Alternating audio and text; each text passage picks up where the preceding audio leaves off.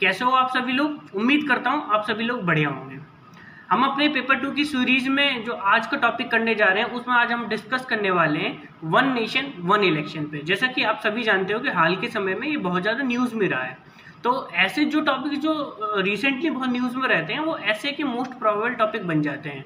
तो उसी प्रोसेस में मैं क्या करने वाला हूँ, वन नेशन वन इलेक्शन पे आपको आज कंप्लीट डाटा देने वाला हूँ और एक ऐसा कंटेंट देने वाला हूँ जिससे आप आराम से एक ऐसे तो लिख ही सकते हैं, साथ ही साथ अगर आर्गुमेंट का क्वेश्चन आए तो आर्गुमेंट का क्वेश्चन लिख सकते हैं। तो जैसा भी क्वेश्चन आए उसको अकॉर्डिंग आप लिख सकते हो।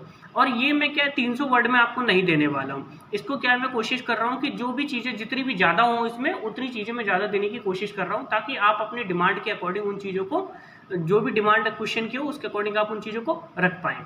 और साथ ही साथ मैं क्या करने वाला हूँ कि स्टार्टिंग में मैं आपको एक साइनोप्सिस देने वाला हूँ कि अच्छा आगे के टॉपिक में हमने किस तरीके से डील किया है। तो वो साइनोप्सिस मैं आपको सबसे पहले वो साइनोप्सिस ही दूंगा। उसके साथ साथ अगर आपको इस चीज़ का पीडीएफ चाहिए हो तो आप सिंपली क्या कर सकते हैं, मेरे टेलीग्राम चैनल को ज्वाइन कर लीजिए और उसका लिंक मैं डिस्क्रिप्शन बॉक्स में डाल रखा है और आप वहाँ से जाके इसका सीधा पीडीएफ डाउनलोड कर सकते हैं। ठीक है, चलिए समय ना खराब करते हुए सीधे आज की क्लास को शुरू करते हैं। और मैं दीपक कुमार आप सबका स्वागत करता हूँ आप सबके अपनी क्लास सीएपीए विद कुमार में। चलिए शुरू करते हैं। जैसे कि मैंने आपको पहले ही बता दिया कि आज का जो हमारा टॉपिक होने वाला है वो है वन नेशन वन इलेक्शन।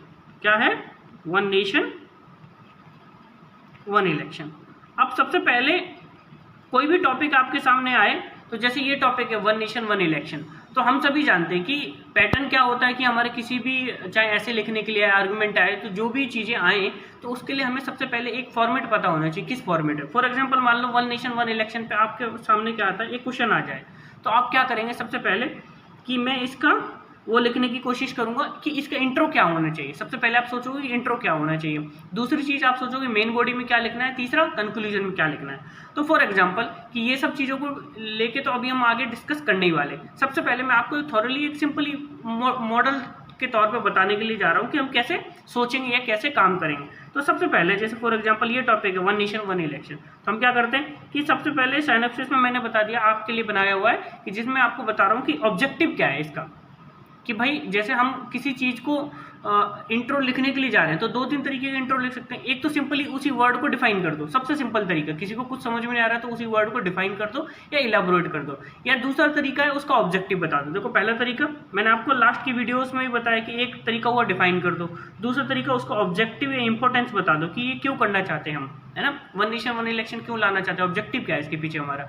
या फिर उसकी हम इंपॉर्टेंस बता देते हैं, ऐसी कोई प्रॉब्लम है, प्रॉब्लम को बता, जैसे कि बहुत ज़्यादा खर्चा हो रहा है तो उस खर्चे से बचाव हो सकता है, या जो जो प्रॉब्लम आ रही है वन नेशन वन इलेक्शन ना होने की वजह से उसके जरिए भी हम अपने इंट्रो स्टार्ट कर सकते हैं। ठीक, तो ये कुछ तरीके, या फिर कोई कोट से स्टार्ट कर सकते हैं। तो ये कुछ तरीके मैंने आपको पहले ही बताए हुए हैं। तो जैसे कि इसमें मैंने सिंपली आपके पर्पस के लिए मैंने क्या किया, साइनोप्सिस बना रहा था, आगे मैंने दो तीन तरीके के इंट्रो रखे हुए हैं। साइनोप्सिस में सिंपली लिख दिया मैंने, to align the electoral cycle across the different level of government. तो हमने क्या किया कि बोला कि भाई इसका सिंपल जो मकसद है जो क्या है कि जो जैसे कि आपने देखा होगा कि मध्य प्रदेश में, उत्तर प्रदेश में टाइम टू टाइम इलेक्शंस होते रहते हैं, लोकसभा के अलग अलग टाइम पे इलेक्शन होते हैं।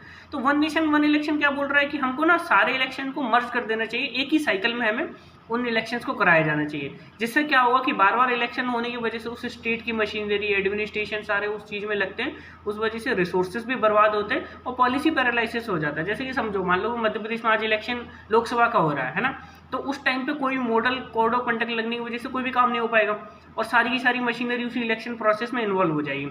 उसके बाद समझो फिर उसके बाद लोकसभा के इलेक्शन हो रहा है तो फिर से वही हालत हुई। फिर मान लो कि लोकल बॉडीज़ का इलेक्शन हो रहा है तो फिर वही हालत होगी। तो इस टाइप से 5 साल के अंदर देखोगे आप 2-3 बार मतलब कि ऐसी चीज़ें होती रहती है कि भाई इलेक्शन पे इलेक्शन हुए जा रहे हैं और कोई काम हो नहीं पा रहा है। तो इस प्रॉब्लम से बचने के लिए बोला गया कि वन नेशन वन इलेक्शन करवा देने चाहिए हमारे देश में। हाल ही में जो हमारे भूतपूर्व प्रेसिडेंट थे कोविंद जी, उनकी अध्यक्षता में भी क्या किया, एक कमेटी गठित की गई। उस कमेटी ने जो रिकमेंडेशन दी कि हाँ यार इसको लागू किया जाना चाहिए। उससे पहले भी बहुत सारी कमेटीज ने ऐसे रिकमेंडेशन दिए, इन्होंने कोई अलग से नहीं दिया है। तो बार बार इस बात पे जोर दिया जाता है। उसके साथ साथ हमें ये भी पता होना चाहिए कि सिर्फ जोर ही नहीं दिया जा रहा है। इससे पहले हमारे यहाँ पे जो फर्स्ट इलेक्शन हुए थे, फर्स्ट इलेक्शन से लेके 1967 तक ये बार बार हमारे इस 70 से इलेक्शन ही होते रहते थे। ऐसी बात नहीं कि ये हमारे देश में पहली बार इस चीज़ की चर्चा हो रही, इससे पहले होते थे। लेकिन क्या हुआ कि किसी असेंबली का जो पहले मतलब उससे जो टेन्योर था, टेन्योर खत्म होने से पहले डिसोल्यूशन हो गया, तो उस वजह से क्या हुआ कि सबके टाइमिंग अलग होते गए, है ना। तो इस वजह से ये प्रॉब्लम हमारे सामने आ जाइए, तो हम इसको दूर करने की बात कर रहे हैं। तो मैं एक सिनॉप्सिस आपके लिए रखा कि आगे हम किन किन चीज़ों को डिस्कस करने वाले हैं, उसको आप एक बार आराम से देखिए। तो सबसे पहले हमने ऑब्जेक्टिव बता दिया। अब उसके बाद हम बात करते हैं कि इसके एडवांटेज क्या होंगे। सबसे पहले एडवांटेजेस को देखते हैं। तो पहला एडवांटेज हमने बताया कि इससे कॉस्ट रिडक्शन हो जाएगी। अब कॉस्ट रिडक्शन कैसे होगी? फॉर एग्जांपल मान लो एक स्टेट मान लेते हैं, उत्तर प्रदेश को मान लेते हैं। उत्तर प्रदेश में लोकसभा के इलेक्शन कराने के लिए खर्चा होगा, है ना। फिर वहां पे मान लो लोकल बॉडीज का इलेक्शन होगा, उसके लिए दोबारा खर्चा होगा। तीसरी बार खर्चा हो रहा है लोकसभा इलेक्शंस के लिए, तो 3 टाइम खर्चे की जगह एक साथ एक बार में इलेक्शन होगा तो कम खर्चा होगा, सिंपल। और कम खर्चा सिर्फ गवर्नमेंट को नहीं आएगा, जो पार्टीज है उनको भी कम खर्चा आएगा। क्यों? क्योंकि उनको भी 3 बार चुनाव लड़ने जाने की जरूरत नहीं पड़ेगी, इसलिए खर्चा कम होगा, पहली बार। दूसरा, इससे गवर्नेंस की जो कंटिन्यूटी वो बनी रहेगी। मान लो कि बार बार इलेक्शन होने की वजह से गवर्नेंस को क्या फोकस करना पड़ता है इलेक्शन पे, है ना, एडमिनिस्ट्रेशन पे, गवर्नेंस के काम पे कम फोकस कर पाते हैं भाई, इलेक्शन पे फोकस कर रहे हैं, तो बार बार उनको क्या है, अपनी पॉलिसीज है ना, तो वो पॉलिसीज को स्ट्रीमलाइन करने के लिए समय नहीं मिल पाता या ढंग से काम नहीं कर पाते, तो वो चीज़ हो सकेगी। तीसरा चीज, इससे डिसरप्शन रुकेंगे। डिसरप्शन कैसे? मान लो कि देखो आपको पता है इलेक्शन की ड्यूटी में टीचर्स और एडमिनिस्ट्रेशन के जितने भी स्टाफ है सबको उसमें इन्वॉल्व होना पड़ता है। तो जो टीचर उन काम मान लो बार बार इलेक्शन में लग रहे हैं, तो इलेक्शन में लगने की वजह से वो अपने टीचिंग का काम तो नहीं कर पा रहे हैं ना, तो स्टूडेंट्स की जो पढ़ाई है वो इफेक्ट होती है, तो उस चीज़ से बचा जा सकता है। साथ ही जो एडमिनिस्ट्रेटिव काम है उनमें रुकावट आती है। फिर उसके बाद क्या एक तर्क ये भी दिया जा रहा है कि इससे क्या वोटर का पार्टिसिपेशन बढ़ेगा।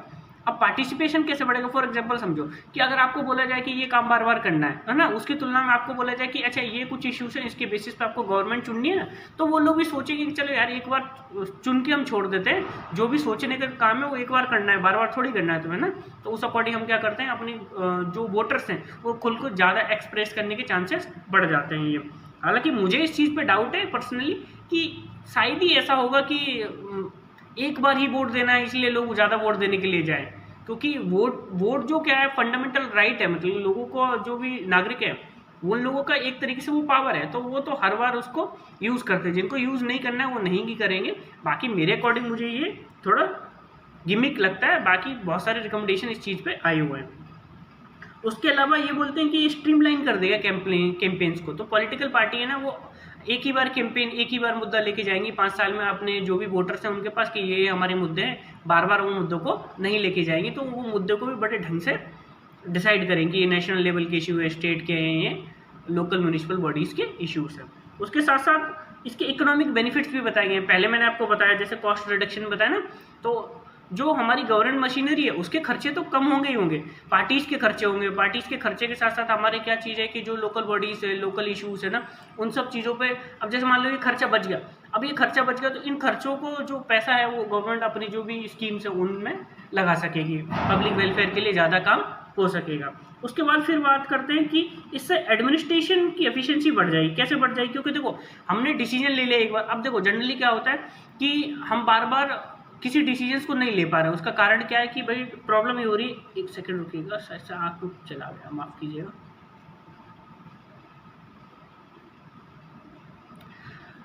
तो हम बार बार जैसे कभी कभी हमें क्या है कुछ स्ट्रिक्ट डिसीजन लेने होते हैं, लेकिन हर साल इलेक्शन होने की वजह से हम क्या कहते हैं वैसे स्ट्रिक्ट डिसीजंस को नहीं ले पाते, तो उससे क्या है ना एडमिनिस्ट्रेटिव एफिशिएंसी है ना वो इफेक्ट होती है। तो अगर मान लो इलेक्शन 5 साल में एक बार हो गए तो फिर क्या है जनरल जो लोग हैं ना पॉपुलरिस्टिक टाइप की पॉलिसीज लाने से बचेंगे, वो कोशिश करेंगे कि ऐसे पॉलिसीज को लागू किया जाए जिससे एफिशिएंसी बढ़ सके, है ना। तो इन चीज़ों पे फोकस किया जा सकेगा। अब ऐसी बात तो नहीं है कि वन नेशन वन इलेक्शन के सिर्फ फायदे फायदे, बहुत सारे नुकसान भी है ना, तो वो नुकसान की भी हम चर्चा कर लेते हैं। नुकसान की जगह चैलेंज वर्ड ज़्यादा बढ़िया है कि चैलेंजेस क्या क्या आएंगे। तो चैलेंजेस में देखिए सबसे पहला चैलेंज है थ्रेट टू फेडरलिज्म। अब ये क्या हुआ? मान लो फॉर एग्जाम्पल जैसे कि अभी हमें पता है कि सेंटर और स्टेट के बीच में पावर का एकदम विभाजन है कि इनकी कुछ पावर्स हैं, उनकी कुछ पावर्स हैं।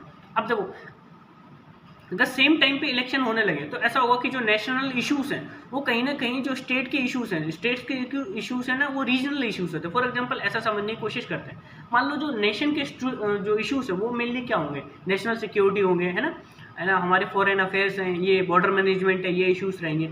लेकिन अगर मैं बोलूँ आपको कि भाई तमिलनाडु के लोकल एरिया का एक इश्यूज है है ना। तो अगर दोनों इश्यूज को सामने रख दें तो जनता किसके बारे में ज़्यादा सोचेगी, वो सोचेगी कि भाई ये जो नेशनल इश्यूज है ना ये ज़्यादा इंपॉर्टेंस के, तो कहीं ना कहीं उसमें लोकल इश्यूज है ना वो दब जाएंगे, है ना। तो इसीलिए तो हमने सोचा था कि स्टेट गवर्नमेंट का काम कुछ अलग है, रोल अलग है, लोकल गवर्नमेंट का रोल अलग है, नेशनल गवर्नमेंट का कुछ अलग रोल है। तो अब तीनों के रोल अलग है तो रिस्पॉन्सिबिलिटीज़ भी अलग अलग है ना, तो उनकी रिस्पॉन्सिबिलिटीज़ को तय करने के भी तरीके अलग अलग होने चाहिए। तो ऐसे में फेडरलिज्म के लिए खतरा पैदा हो सकता है। दूसरी बात हमने बोली कि लॉजिस्टिक के बड़े चैलेंज रहेंगे। अब बोला कि देखो सीन क्या है कि अभी हम बोल रहे हैं कि अभी देखो हम जब लोकसभा के इलेक्शन होते हैं तो हम तो कितने फेजेस में हमको इलेक्शन करवाने पड़ते हैं। तो उसकी प्रॉब्लम क्या है कि हम सिंगल टाइम में इतने सारे जो मेन पावर है या फिर जितनी मशीन्स हैं वो सब चीज़ की उपलब्धता हमारे पास नहीं है। इस वजह से हमको क्या कोशिश करनी पड़ती है कि इनको मल्टीपल फेजेस में इलेक्शंस को करवाया जाए। दूसरा कॉन्स्टिट्यूशनल कंसर्न्स, मतलब कि हमें बहुत सारे कॉन्स्टिट्यूशनल प्रोविजंस को चेंज करना पड़ेगा। अब उसके लिए हम कितने तैयार हैं ये भी देखने की ज़रूरत है, ठीक। उसके बाद फिर क्या है, गवर्नेंस का वैक्यूम आ जाएगा। मान लो कि अभी एक एग्जांपल के लिए मान लेते हैं अभी लोकसभा के इलेक्शन अभी हुए 2024 में, है ना। अगर हम सोचते हैं कि अच्छा इसको नेक्स्ट लोकसभा इलेक्शन से लागू कर दें, 2029 से इसको लागू कर दें, तो ऐसी जो विधानसभाएं हैं जिनमें क्या हुआ कि 2 साल पहले इलेक्शन हुआ है, अब उनका टेन्यूर तो मान लो 2027 में किसी का इलेक्शन हुआ, अब उनका टेन्यूर तो ये 5 साल के लिए जाना चाहिए था, लेकिन अब इस वजह से क्या होगा कि वो 2 साल तक ही वो अपना काम कैरी कर पाएंगी, तो उस वजह से प्रॉब्लम हो सकती है। फिर उसके बाद बोलते हैं कि इससे अकाउंटेबिलिटी रिड्यूस हो जाएगी। अब ये कैसे होगी, फॉर एग्जांपल जो नेशन के इश्यूज के मुद्दों को ध्यान के रख के तो हमने वोटिंग कर दी, लेकिन स्टेट्स वाले जो लोग हैं अब उन पे भी तो कुछ लोकल जिम्मेदारियां थी वो पूरा नहीं कर पाए, तो उनके चैलेंजेस को हम कैसे देखेंगे, अच्छा यार इस बंदे ने काम नहीं किया है, इनको कैसे अकाउंटेबिलिटी इनकी तय करेंगे, क्योंकि इलेक्शन तो बार बार वही नेशन के इश्यूज पे होने लगेंगे, लोकल वाले लोगों की अकाउंटेबिलिटी तो हम तय ही नहीं कर पाएंगे। तो एक इशू ये साबित आ रहा था। फिर उसके बाद बोला जा रहा है कि इलेक्शन मशीनरी पे बहुत प्रेशर आ जाएगा, क्योंकि इतने बड़े लेवल पे इतनी सारी चीज़ों को हैंडल करना बहुत मुश्किल होगा। तो ये कुछ इश्यूज इस टाइप के हुए। फिर उसके बाद हमने बोला कि अच्छा क्या इश्यूज ही इश्यूज है, इसका कोई तरीका तो होगा कि क्या तरीके हम अपना सकते हैं। तो वे फॉरवर्ड में हमने बताया कि एक काम कर सकते हैं, हम इसको ना एक साथ लागू करने की जगह फेज्ड मैनर में लागू कर सकते हैं, कि एक टुकड़ों में लागू कर देते हैं। अच्छा एक फेज में जैसे 5 साल में एक बार इलेक्शन कराने की तुलना में 2.5 साल में 2.5 साल में एक बार करवा लेते हैं। अच्छा एक कुछ इलेक्शन को 2.5 साल में क्लब कर दिया, कुछ इलेक्शन को 2.5 साल में क्लब कर दिया, तो हम 5 साल में 2 बार इलेक्शन करवा लेते हैं। लोकसभा का एक ही बार करवा लेंगे, बाकी स्टेट असेंबलीज का एक काम करते हैं 2.5 साल में करवा लेंगे, जिससे क्या है ना जो लैक ऑफ गवर्नेंस है वो लंबे समय तक ना हो। फिर हमने बोला कि अच्छा इस चीज़ को लागू करवाने से पहले एक पायलट प्रोजेक्ट के तौर पे हम इसको इम्प्लेंट करके देख लेते हैं, ताकि जो रियलिस्टिक इसके चैलेंजेस हैं वो भी हमें पता चल जाए, ठीक है। फिर उसके बाद हमने बोला कि कॉन्स्टिट्यूशनल अमेंडमेंट्स हैं, जो कोविंद कमेटी है उन्होंने बोला कि 15 अमेंडमेंट करने पड़ेंगे कॉन्स्टिट्यूशन में हमें, जिसमें से 2 कॉन्स्टिट्यूशनल अमेंडमेंट हमको करने पड़ेंगे, ठीक। उसके बाद हमने बोला कि सबसे बड़ी प्रॉब्लम आने वाली है, जैसे कि अभी जिस प्रॉब्लम से अभी हम डील कर रहे हैं वो प्रॉब्लम क्या है। देखो मैंने बोला 2027 में किसी असेंबली का इलेक्शन हुआ, गवर्नमेंट बन गई वहाँ पे। अब वो ऐसा हुआ कि हंग असेंबली थी, 2 पार्टीज ने मिलकर गवर्नमेंट बनाई। अब हमने बोला कि अच्छा 2029 में एक बार तो हमने सबके इकट्ठे करा दिए, लेकिन मान लो फिर एक स्टेट ऐसी आ गई जहाँ पे हंग असेंबली थी, अब वो 5 साल गवर्नमेंट चली ही नहीं, वो 2-3 साल बाद फिर गिर गई। हंग असेंबली थी तो वो क्या हुआ, अब बात ये कि अब 3 साल तक क्या वहाँ इलेक्शन ही नहीं हो गए। तो भाई ये तो तरीका ही गलत हुआ, क्योंकि 3 साल तक हम वहाँ के लोगों को रिप्रेजेंटेशन के राइट से हमने उनको वंचित कर दिया।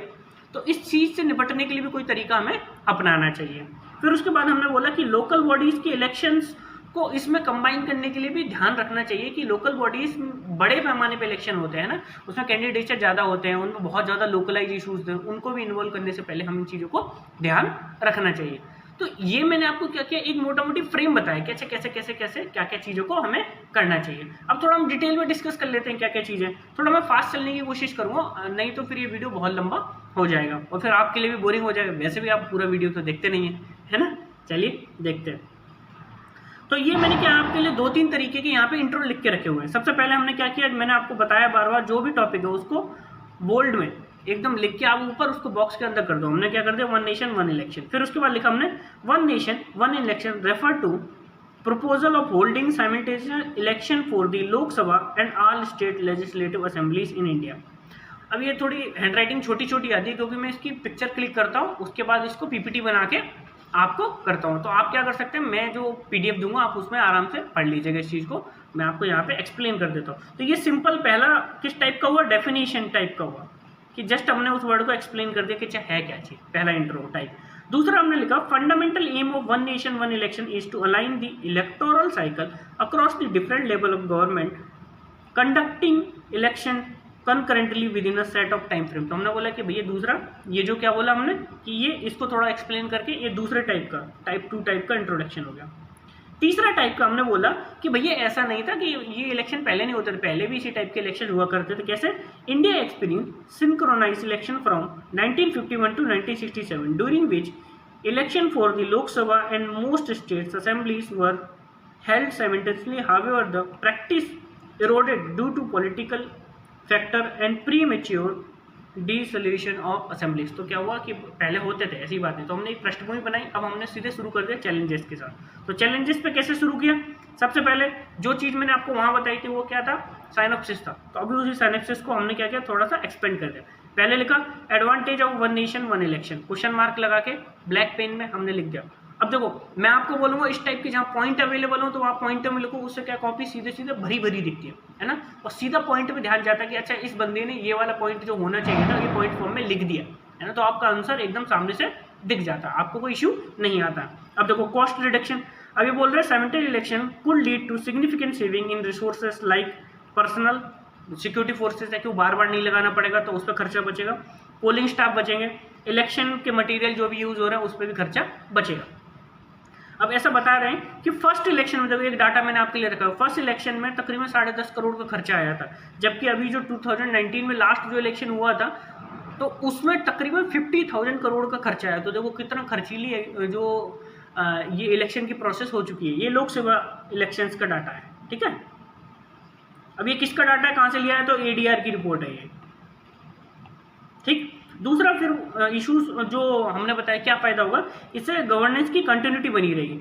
Fewer election could mitigate policy paralysis, ये वर्ड देखो मैंने इसको क्या किया, एकदम आप चाहो तो नीचे ब्लैक पेन से मार्क भी कर सकते हो। इसका मतलब क्या होता है, इसका मतलब ये है कि भैया बार बार इलेक्शन होने की वजह से कोई डिसीजन नहीं ले पा रहा है, या फिर अच्छा इलेक्शन आ गया, मॉडल कोड ऑफ कंडक्ट लग गई, फिर हमने कोई डिसीजन नहीं ले पाया, तो उस टाइम पे हम पॉलिसीज नहीं बना पाते, तो उसको बोलते हैं पॉलिसी पैरालिसिस। एक वर्ड को लिख के हमने बता दिया उसको, है ना। The model code of conduct while also reduce the resources strain, constant campaigning and corruption among the political parties. तो ये चीज़ों को हमने एक्सप्लेन किया।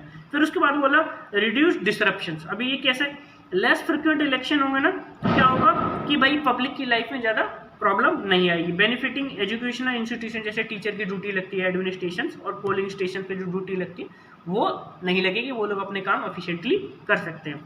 उसके बाद फिर हमने बोला कि इससे क्या हो सकता है कि वोटर का पार्टिसिपेशन बढ़ सकता है, क्योंकि उनमें फैटिक फैक्टर कम हो जाएगा। क्या हो जाएगा, इलेक्शन फैटिक कम होगा, और वो कि इस इलेक्शन की प्रोसेस में पार्टिसिपेशन बढ़ सकता है।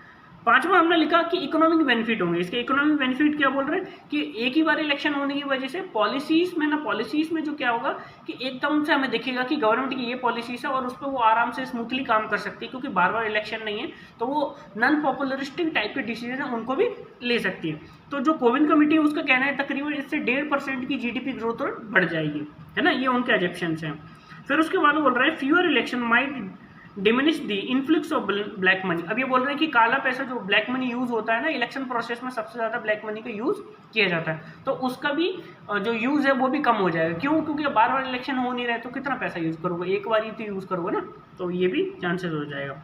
फिर उसके बाद इंप्रूव्ड इलेक्शन मॉनिटरिंग, क्योंकि एक ही बार इलेक्शन हो रहा है तो हम एक बार ध्यान से सारे काम कर सकते हैं, बार बार करने की हमें ज़रूरत नहीं पड़ेगी।